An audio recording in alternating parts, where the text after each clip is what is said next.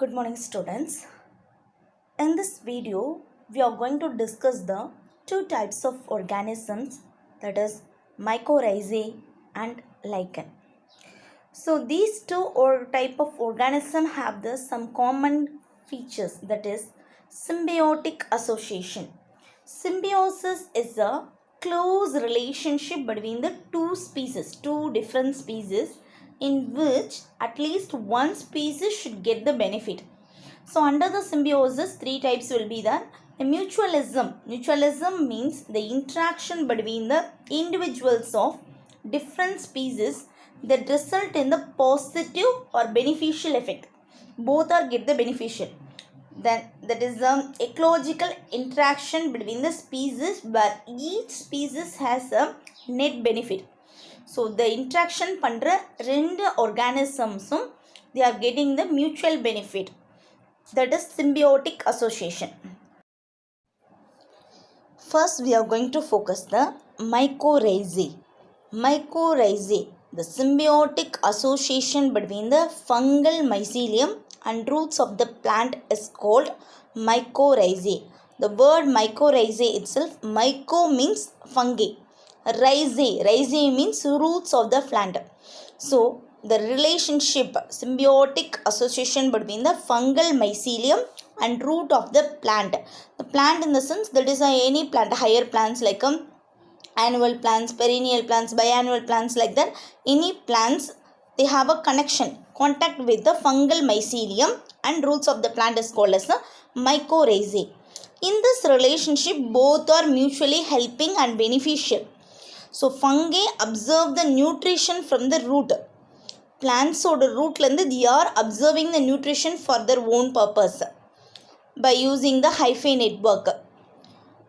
At the same time, fungi helping the plant to absorb the water and mineral nutrients from the soil. So they are getting the nutrients from the plant and helping the plants to absorb the water and minerals from the soil. So both are beneficial.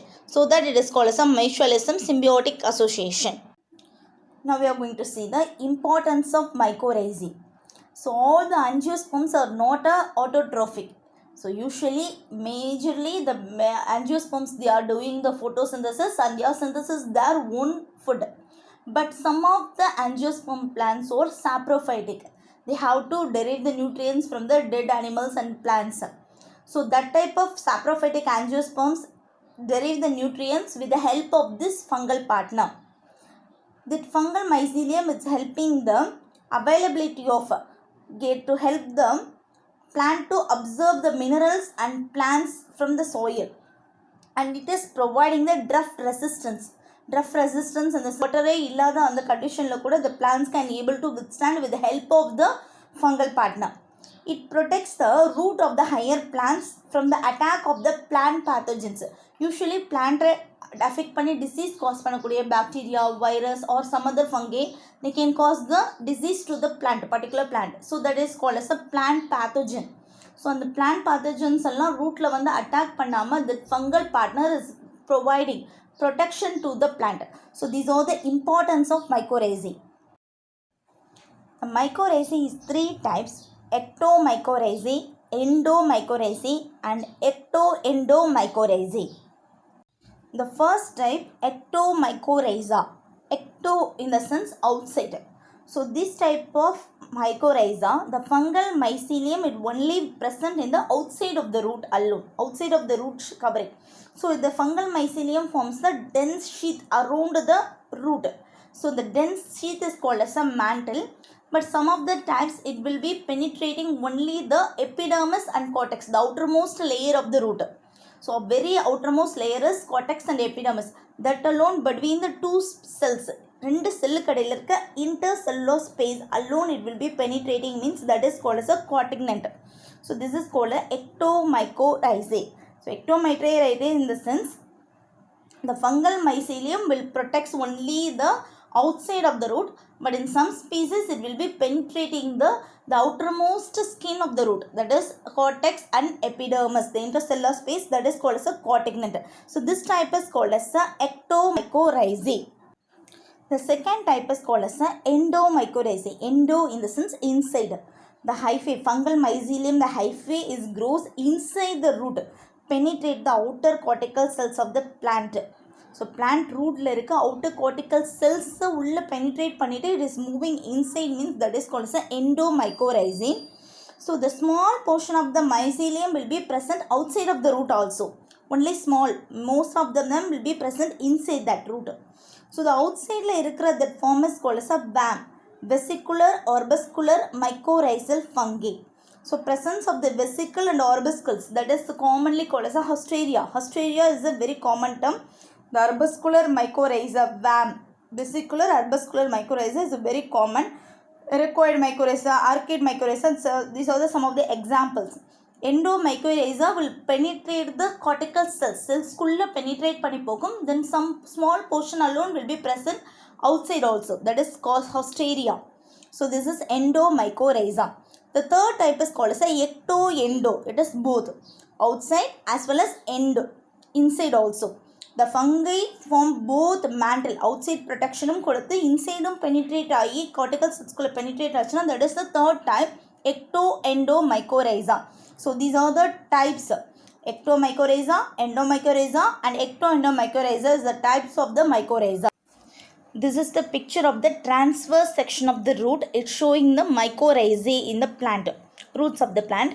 So the first off is the endomycorrhiza, that left side is. So in this, the fungal mycelium will be penetrating inside the cell, the cortex cells. The blue color shows the fungal mycelium. It will be, some of the portion will be present outside and majorly it will be penetrating inside the cortex cells. So that is endomycorrhiza, endo, inside. So the right side is called as a ectomycorrhiza. So the blue color, the fungal mycelium is only forming the outer covering, the mantle. It is a mantle, the outer protective layer, dense outer protective layer. It is not moving inside. So this is the ectomycorrhiza. The third type, ectoendo, in the sense both will present. Outside also they are providing the mantle covering and inside also they are penetrating, means that is the third type, ectoendomycorrhiza. Thus these are all about the mycorrhiza. Now we are going to focus the lichens. The symbiotic association between the algae and fungi is called lichens. Now we are clear about the symbiotic association. That means both organisms or they can get a benefit. The interaction between the two different organisms. Here algae and fungi is the two different organisms. They are interacting and ecological interaction and both they all get the mutual benefit. So this is called a symbiotic association. Lichen, the algal partner is called as a pycobient or photobient because they are doing the photosynthesis. So they are called as a pycobient or photobient, that algal partner. The fungal partner is called as a mycobient.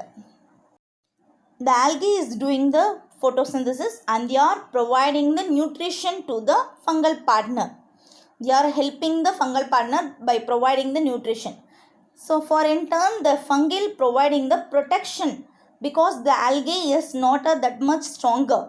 So they have a weak thallus but fungi is very strong. So they are providing protection and help the algae to fix the thallus in the substratum. So the thallus is very weak in algae. So they can't easily fix on the substratum. And the substratum easily fix agadu, but with the help of the fungi they are easily fixing. The mutual benefits between the both different species, that is algae is providing the nutrition to the fungal partner. The fungi is providing the protection to the algal partner. So this is the mutual relationship, symbiotic association between the algae and fungi. This is called, that species is altogether is called as a lichen.